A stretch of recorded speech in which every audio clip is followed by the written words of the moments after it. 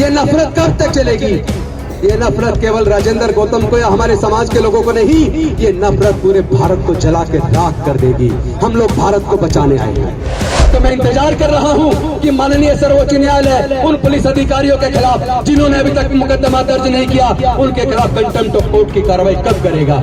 क्या कार्रवाई करते वक्त भी लोगों की जाति और धर्म देखी जाएगी, या उनका भाषण देखा जाएगा, उनके भड़काऊ भाषण देखे जाएंगे? जो 50 लाख का गर्दन काटने का जो सुपारी दे रहे हैं, इस बात की अभी तक मैंने राष्ट्रपति जी को चिट्ठी लिखी, मैंने गृह मंत्री जी को चिट्ठी लिखी, मैंने एरिया के डीसीपी को, एसएचओ को चिट्ठी लिखी, मैंने उपराज्यपाल महोदय को चिट्ठी लिखी। सब जगह चिट्ठी लिखने के बावजूद मैं पूछना चाहता हूँ, मैंने उसमें मांग की है कि ऐसे नकली साधुओं के खिलाफ आप मुकदमा दर्ज करके उनके किन आतंकवादी संगठनों से उनके संबंध में इसकी जांच कीजिए। अच्छाई की वजह से फैल रहा है। बुद्ध का धम्म किसी लालच से या प्रेशर से नहीं फैल रहा। बुद्ध का धम्म अपनी अच्छी भावनाओं से फैल रहा है, अपने अच्छे आचरण से फैल रहा है। अरे मैं पूछना चाहता हूँ, लोगों को तकलीफ क्यों है? अगर हम अपने बुजुर्गों की सांस्कृतिक विरासत में बुद्ध के धम्म में वापस आ रहे हैं तो तुम्हें तकलीफ क्यों है? अगर तुम्हारी सामाजिक व्यवस्था बहुत अच्छी होती तो पूरे दुनिया के अंदर तुम्हारी सामाजिक व्यवस्था को लोगों ने क्यों नहीं स्वीकारा? लेकिन बुद्ध का धम्म तो भारत से पैदा हुआ, पूरी दुनिया में गया और पूरी दुनिया ने स्वीकारा। ये लड़ाई भारत को बचाने की लड़ाई है, ये लड़ाई भारत के संविधान को बचाने की लड़ाई है, ये समता, स्वतंत्रता, बंधुता और न्याय की लड़ाई है। ये लड़ाई हमारे लोगों की रोज रोज जो जाति और धर्म की वजह से हत्याएं हो रही है, उस हत्याओं को रोकने की लड़ाई है। ये लड़ाई अपनी बहन बेटियों की इज्जत और मान मर्यादा की लड़ाई है। ये लड़ाई हमारे समाज के स्वाभिमान की लड़ाई है। अगर आप हमें हिंदू मानते हो तो हमारी बहन बेटियों की इज्जत लूट कर उनकी हत्या क्यों करते हो? और अगर आप हमें हिंदू मानते हो तो हम जब अपने भाई बहनों की लड़ाई को लड़ते हैं, उस न्याय की लड़ाई को लड़ते हैं, तो आप लोग जातिवादी बनकर उन अपराधियों के फेवर में महापंचायत करके क्यों खड़े हो जाते हो? मैं पूछना चाहता हूं, अगर आप हमें हिंदू मानते हो तो हमारी लड़ाई में, इस मानवता की लड़ाई में आप हमारे साथ मिलकर इस लड़ाई को क्यों नहीं लड़ते हो? ये नफरत कब तक चलेगी? ये नफरत केवल राजेंद्र गौतम को या हमारे समाज के लोगों को नहीं, ये नफरत पूरे भारत को जला के राख कर देगी। हम लोग भारत को बचाने आए हैं, हम लोग भारत को बचाने आए हैं। हम डॉक्टर बाबा साहब अम्बेडकर को मानने वाले हैं, हम डॉक्टर बाबा साहब अम्बेडकर के संविधान को मानते हैं। हम अमन चाहते हैं, हम शांति चाहते हैं, हम अपने लोगों को जाति की गुलामी से बाहर निकालकर अपने पूर्वजों की सांस्कृतिक विरासत में, बुद्ध के धम्म में वापस लाना चाहते हैं। तो इसमें आपको तकलीफ क्यों है? जिन पुरोहितों के इनकम के स्रोत बंद हो जाने वाले हैं, उसको हो जाने दो, लेकिन तुम क्यों परेशान हो?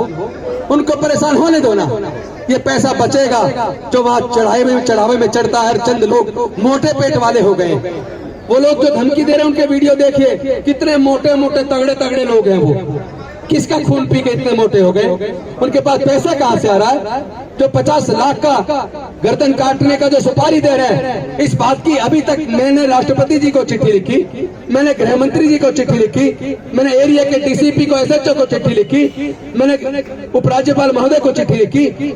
सब जगह चिट्ठी लिखने के बावजूद मैं पूछना चाहता हूँ, मैंने उसमें मांग की है कि ऐसे नकली साधुओं के खिलाफ आप मुकदमा दर्ज करके उनके किन आतंकवादी संगठनों से उनके संबंध में इसकी जांच कीजिए। उनके पास यह करोड़ों रुपया कहां से आ रहा है, इसकी जांच कीजिए। लेकिन अभी तक ना तो पुलिस ने कोई मुकदमा दर्ज किया, और अभी 15 ही दिन हुए माननीय सर्वोच्च न्यायालय के जजमेंट को आए हुए, जिस जजमेंट में माननीय सर्वोच्च न्यायालय ने कहा है जो लोग हेट स्पीच देते हैं या धमकी देते हैं, इस तरह के भाषण देते हैं, भड़काऊ भाषण देते हैं, ऐसे लोगों के खिलाफ पुलिस को खुद मुकदमा दर्ज करना होगा। चाहे कोई कंप्लेंट आए ना आए, पुलिस की जिम्मेदारी है वो मुकदमा दर्ज करे। और अगर पुलिस ये मुकदमा दर्ज नहीं करती, जिम्मेदारी नहीं निभाती, तो कोर्ट खुद मोटो उनके खिलाफ एक्शन लेगा, कंटेम्प्ट ऑफ कोर्ट की कार्रवाई करेगा। तो मैं इंतजार कर रहा हूं कि माननीय सर्वोच्च न्यायालय उन पुलिस अधिकारियों के खिलाफ जिन्होंने अभी तक मुकदमा दर्ज नहीं किया, उनके खिलाफ कंटेम्प्ट ऑफ कोर्ट की कार्रवाई कब करेगा। क्या कार्रवाई करते वक्त भी लोगों की जाति और धर्म देखी जाएगी, या उनका भाषण देखा जाएगा, उनके भड़काऊ भाषण देखे जाएंगे? इसका भी परीक्षण होना है कि कोर्ट से हमारे लोगों को न्याय मिलेगा या नहीं मिलेगा। अगर न्याय नहीं मिला तो क्या हमारे लोगों को फिर कोर्ट के ऊपर भरोसा करना चाहिए या नहीं करना चाहिए? इसका भी आकलन हमारे लोगों को करना है। अरे मैं पूछना चाहता हूँ, लोगों को तकलीफ क्यों है? अगर हम अपने बुजुर्गों की सांस्कृतिक विरासत में, बुद्ध के धम्म में वापस आ रहे हैं, तो तुम्हें तकलीफ क्यों है? अगर तुम्हारी सामाजिक व्यवस्था बहुत अच्छी होती तो पूरे दुनिया के अंदर तुम्हारी सामाजिक व्यवस्था को लोगों ने क्यों नहीं स्वीकारा? लेकिन बुद्ध का धम्म तो भारत से पैदा हुआ, पूरे दुनिया में गया और पूरे दुनिया ने स्वीकारा। वो अपनी अच्छाई की वजह से फैल रहा है। बुद्ध का धम्म किसी लालच से या प्रेशर से नहीं फैल रहा। बुद्ध का धम्म अपनी अच्छी भावनाओं से फैल रहा है, अपने अच्छे आचरण से फैल रहा है। मानव कल्याणकारी धम्म है जिसके अंदर समता, स्वतंत्रता, बंधुता, न्याय, प्रज्ञा, शील, करुणा और मैत्री है, जिसमें पूरी दुनिया के लिए मानवता और शांति का संदेश है। जो संदेश बुद्ध के धम्म का भारत से पूरी दुनिया में गया और पूरे दुनिया ने स्वीकार किया। दुनिया के अंदर 56 देश बौद्ध धर्म को मानने वाले हैं। 128 देशों में बौद्ध धर्म है। और एक और बात बता दूं, अभी यूएनओ का जो रिपोर्ट आई है, 2050 तक आधे से ज्यादा यूरोप बौद्ध बन जाएगा। आधे से ज्यादा यूरोप बौद्ध बन जाएगा। और ये भी रिपोर्ट आई है कि ऑस्ट्रेलिया और अमेरिका के अंदर पहले के अंदर क्रिश्चियनिटी है, दूसरे नंबर पर बुद्ध को मानने वाले लोग हैं। लेकिन जितनी तेजी से वहां लोग बौद्ध बन रहे हैं, अमेरिका और ऑस्ट्रेलिया के अंदर आने वाले 15 साल के अंदर क्रिश्चियन से ज्यादा बौद्ध हो जाएंगे।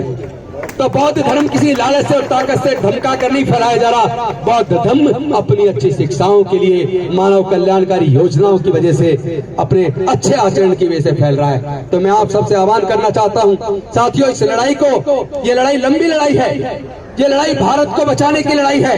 ये लड़ाई भारत के संविधान को बचाने की लड़ाई है।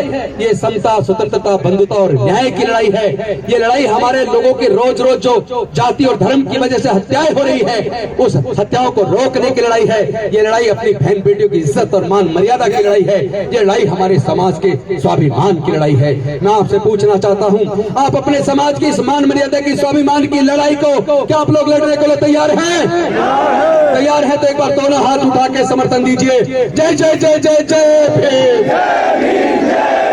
जय जय जय जय जय भीम, जय जय जय जय जय भीम। बौद्ध धम्म की क्या पहचान? बौद्ध धम्म की क्या पहचान? बौद्ध धम्म की क्या पहचान? बाबा साहेब की अंतिम इच्छा, बाबा साहेब की अंतिम इच्छा, बाबा साहेब की अंतिम इच्छा। साथियों, एक और सवाल आपके सामने छोड़ रहा हूं। देश के अंदर जितने सेक्रेटरीज हैं गवर्नमेंट ऑफ इंडिया में, जो देश की योजना बनाने का काम करते हैं, उसके अंदर दलित, पिछड़े, आदिवासी, अनुसूचित जाति, जनजाति, पिछड़े वर्ग के लोग उसके अंदर 2% भी क्यों नहीं है?